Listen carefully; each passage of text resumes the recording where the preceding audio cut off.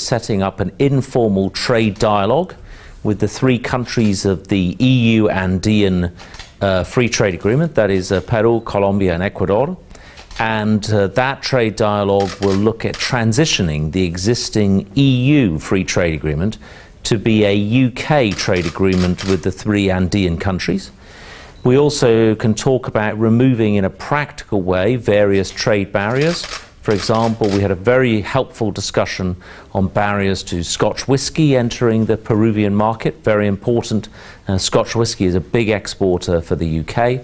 And also we talked about where the UK and Peru will position ourselves in the general world environment in relation to free trade.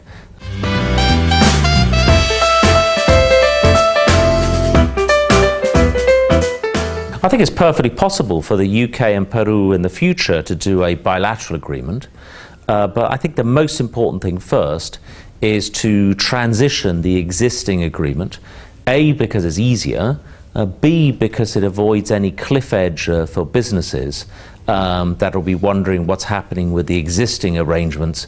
We can tell them the existing arrangements will still be valid.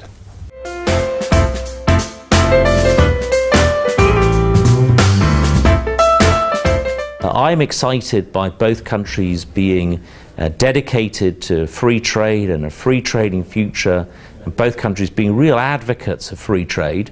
And I think the best way of showing that on a practical way is to boost the levels of trade between us. And there's a lot of excitement in the UK about the potential for Peruvian agricultural produce and some of their really high quality goods coming into the UK market. Equally, I'd like to see more of our capabilities, particularly in services. 80% of the UK economy is in services, so our ability to deliver more professional services into Peru, I think, will be a key part of our trading future.